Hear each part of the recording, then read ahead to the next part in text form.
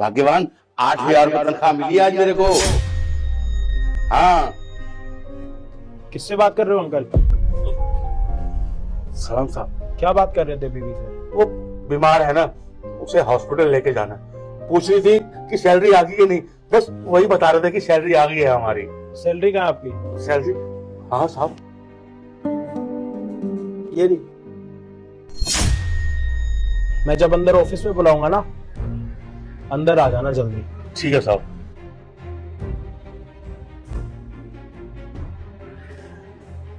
अरे तुम्हें कितनी बार बोला है कि ऑफिस में फोन मत करा करो फोन, लेकिन तुम हो कि मानती नहीं हो। हमारी बातें बॉस ने लगता है सुन ली, और जो हमें तनख्वाह मिली थी ना, वो भी बॉस ने वापस ले ली है, और हमें अंदर बुलाया है। आज के बाद फोन मत करना यहाँ पे। हाँ, अब फोन काटो, पागल औरत। पता नहीं क्या होगा, साहब ने बुलाया अंदर। यस सर, आपने बुलाया? एक बात बताओ, ये सिक्योरिटी गार्ड अंकल की सैलरी मिल रही है? यस सर, उनकी सैलरी मैं दे चुकी हूँ। उनके घर में कोई प्रॉब्लम है क्या? I don't know sir, I mean उन्होंने मुझे इस बारे में कुछ नहीं बताया। मुझे लग रहा है कि उनके घर में कोई दिक्कत है। अंकल,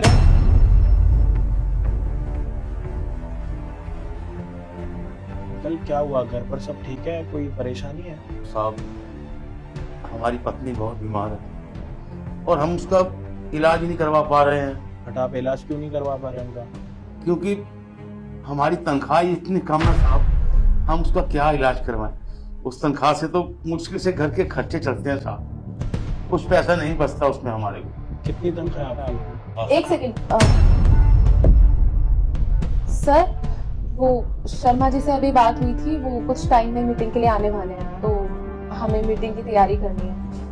इनसे ये सारी बातें मैं पूछ लूंगी, मैं पूछने के बाद आप तक फॉरवर्ड कर दूंगी। तो मुझे लगता है अभी हमारे लिए मीटिंग ज्यादा इम्पोर्टेंट है, तो हम इस बात को बाद में भी कर सकते हैं, राइट सर? अभी तक तो वैसे शर्मा जी का कोई कॉल आया नहीं है। अगर उनको कुछ बात करनी है तो एक बार बात कर लेते हैं ना। साहब, हमारी तनख्वाह ना। एक सेकेंड,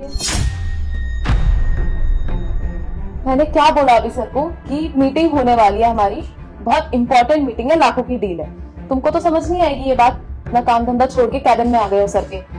सर, मैं कह रही हूँ कि इनसे जितनी भी इनकी परेशानी होगी, घर परिवार जो भी होगा, मैं पूछ के आप तक बता दूंगी। आप अभी इनको जाने के लिए बोल दीजिए यहाँ से। अरे उनका अगर इतना मन है बात करने का, तो 1 मिनट बात कर लेता हूँ ना। हाँ जी अंकल, कितनी तनख्वाह है आपकी? साहब, मैं ये कह रहा हूँ कि हमारी यहाँ पे तनख्वाह सिर्फ 8,000 रुपये है। कि क्या बोल रहे हो तुम? 8,000 रुपए सैलरी? सर, ये सरासर झूठ बोल रहे हैं। मैंने इनको कभी 8,000 रुपए सैलरी दी ही नहीं। इनकी जितनी सैलरी थी, मैंने इनको पूरी सैलरी दी है, और मुझे समझ नहीं आ रहा कि झूठ क्यों बोल रहे हैं। नहीं साहब, क्यों झूठ बोल रही हैं आप? हर महीने साहब यही तो हमें तनख्वाह देती है, 8,000 रुपये। नहीं नहीं नहीं सर, मैं समझ गई, नाउ आई गॉट इट। इनकी कोई बात बीमार नहीं है, इनको सिर्फ और सिर्फ आपसे पैसे चाहिए। इनको लगा होगा कि अब तो इनको इस कंपनी में काम करते करते साल भर हो चुका है, तो बस ये आपके भरोसे का फायदा उठा रहे हैं। इन्होंने छोटा छोटा ड्रामा बनाया कि इनकी वाइफ बीमार है और इनको पैसे चाहिए, और इन्होंने सारा इल्जाम मेरे ऊपर लगा दिया कि मैं इनको कम सैलरी दे रही हूँ ताकि मुझे इस कंपनी से निकलवा सके और आपका भरोसा जीत के आपसे पैसे ऐड सके। फिर क्या करेंगे आप उन पैसों का? अय्याशी करेंगे ना?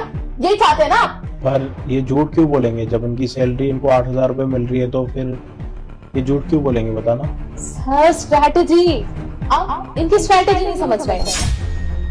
अरे ये छोटे लोग, इनका तो दिमाग चलेगा सीधा पैसों पे। इनको लालच आ गया होगा, और ये अपनी पत्नी की बीमारी का झूठा ड्रामा कर रहे हैं और मुझे झूठा बना के आपसे पैसे ऐंठना चाहते हैं। सर, इतनी सी बात आपको समझ नहीं आ रही और आप मुझ पे शक कर रहे हैं? सर, मैं इस कंपनी में 6 साल से काम कर रही हूँ, कितना टाइम दिया मैंने इस कंपनी को, कितनी सारी डील्स करवाई हैं, उसके बाद भी आप मुझ पे शक कर रहे हैं, वो अपनी सिक्योरिटी गार्ड की वजह से। वैष्णवी, तुमने आज इनको सैलरी दी है ना सुबह? Yes sir. और जब तुम इनको सैलरी दे रही थी ना, तो मैंने सीसीटीवी चेक कर लिया था कि तुम इनको कितनी सैलरी दे रही थी और बाकी कितने पैसे तुम अपने जेब में डाल रही थी।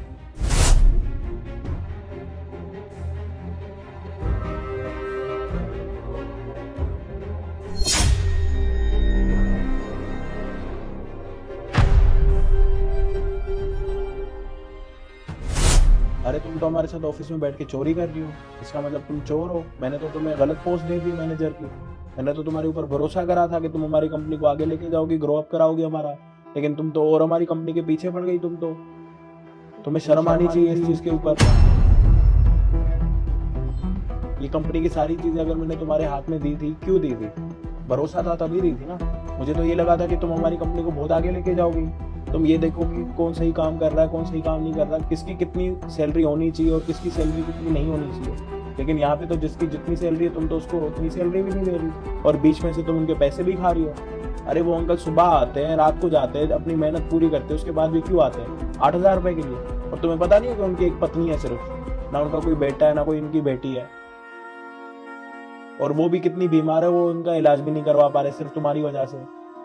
अरे तुमसे कितने बड़े हैं, तुम्हारे पापा की उम्र के हैं वो, उसके बाद भी तुम उनके साथ फ्रॉड कर रही हो। इसका मतलब ये है कि तुम ऑफिस के हर एम्प्लॉय के साथ ऐसे कर रही होगी फ्रॉड, जिसके बारे में मुझे पता ही नहीं है। ये तो आज अच्छा हुआ कि जब शर्मा जी की कॉल आई थी मुझे मीटिंग के लिए, जब मैं बाहर जा रहा था, इनकी मैंने सारी बातें सुन ली थी।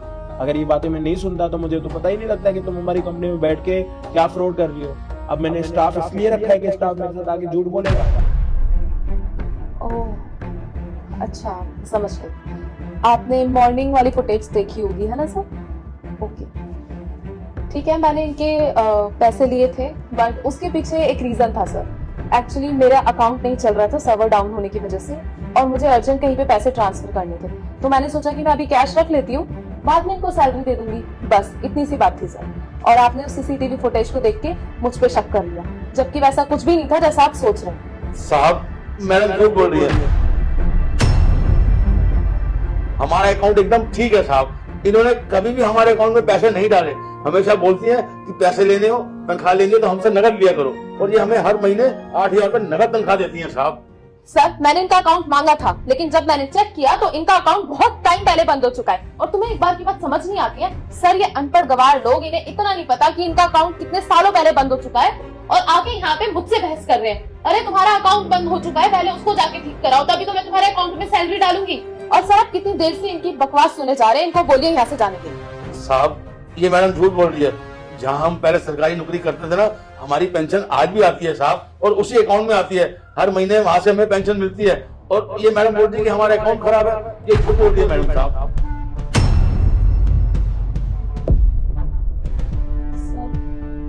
सर आई एम सॉरी, मैं लालच में आ गई थी बस। मैंने मैंने सर इनके ज्यादा पैसे नहीं लिए, मैंने इनके 4 से 5,000 रुपए लिए सर, बस प्लीज सर मुझे माफ कर दीजिए। अरे क्या माफ करूं मैं तुम्हें? क्या सॉरी मांग रही हो तुम? तुम्हें पता नहीं हमारे कंपनी के रूल्स क्या है? तुम किसी गरीब की सैलरी मार रही हो, उसका हक खा रही हो, तुम्हें शर्म नहीं आ रही बिल्कुल भी? Sir I am sorry. पहले ये बताओ कि मैनेजर का मतलब क्या होता है? चीजों को मैनेज करना, सबको संभालना, टीम को इकट्ठे आगे लेके जाना। ये नहीं कि इसकी सैलरी खाना, उसकी सैलरी खाना, उसकी सैलरी खाना। और वैसे भी ना इस ऑफिस से तुम्हारी ना सैलरी जाती है 80,000 रुपीज, कम नहीं होते ये। उसके बाद भी तुम लोगों के साथ फ्रॉड कर रही हो, और इस फ्रॉड के बारे में मुझे पता ही नहीं है, और पिछले पता नहीं कितने सालों से तुम कर रही हो। और तुम्हें बाकी इतनी कंपनियों से इसलिए निकाला गया था कि तुम चोर थी, और मुझे ये लगता था कि बाकी कंपनी वाले ना तुम्हारी कदर नहीं करते, क्योंकि तुम कदर लायक हो ही नहीं।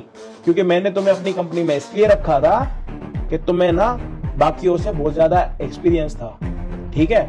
और तुम उसी का फायदा उठा रही हो, और तुम हमारी कंपनी को नुकसान में डाल रही हो। तुम्हारा बहुत हो गया, अब तुम इस कंपनी में नहीं रह सकती। और ये फाइल पकड़ो। तुम्हें दिल्ली में क्या, पूरे एनसीआर और पूरे दिल्ली में कहीं पे भी जॉब नहीं मिलेगी, क्योंकि मैंने तुम्हें ब्लैक लिस्ट कर दिया। वो इसलिए क्योंकि तुमने हमारे साथ फ्रॉड करा, और आगे मैंने पूरा लिख दिया कि तुमने हमारी कंपनी के साथ किस तरीके का फ्रॉड करा। तो तुम्हें कोई भी कंपनी अपने पास नहीं रखेगी। नहीं सर, आप ये कैसे कर सकते हैं सर? मैंने इस कंपनी के लिए, इस पोस्ट के लिए बहुत एफर्ट्स डाले हैं सर। प्लीज सर मुझे माफ कर दीजिए, मैं आइंदा से कभी ये गलती नहीं करूंगी, बट प्लीज मुझे इस कंपनी से मत निकालिए सर। सर मेरा घर सब कुछ इसी कंपनी पे चलता है sir, please I am so sorry. अगर आपको मुझे इस कंपनी में नहीं रखना था तो आप मुझे मत रखते, पर आपने मुझे ब्लैक लिस्ट क्यों किया? अब मुझे कोई कंपनी में काम नहीं देगा सर, मेरा तो पूरा करियर खराब हो गया सर। प्लीज ऐसा मत कीजिए सर, मुझे ब्लैक लिस्ट से हटा दीजिए sir, please I request you. और जो तुमने इनके साथ करा, जो बीते पता नहीं कितने सालों से तुम इनकी सैलरी खाती आ रही थी, उसका क्या लेना देना? अपना नुकसान हो रहा है तो तुम्हें पता लग रहा है, किसी और के साथ क्या हो रहा है क्या नहीं हो रहा, तुम्हें उसके साथ कोई लेना देना नहीं है। अरे उनके घर पर ना उनका कोई लड़का है ना कोई लड़की, एक पत्नी है, वो जब उसका भी ध्यान नहीं रख पाएंगे तो क्या फायदा उनके इस नौकरी करने का। और 8,000 रुपए के लिए वो सुबह आते रात जाते अपनी मेहनत भी पूरी करते, और तुम क्या करती हो, दूसरों की कमाई का हक खा रही हो। अरे शर्म आनी चाहिए, तुम्हें तो हमारी कंपनी में होना ही नहीं चाहिए। अब तुम चुपचाप इस कंपनी में से निकलो, या तो एक काम करता हूँ सीसीटीवी में पुलिस को दिखाता हूँ और तुम्हें अंदर करा। नहीं सर, वैसे ही बहुत तमाशा हो चुका है, आप पुलिस स्टेशन कॉल मत कीजिए। I am leaving sir. साहब आपका बहुत बहुत धन्यवाद साहब।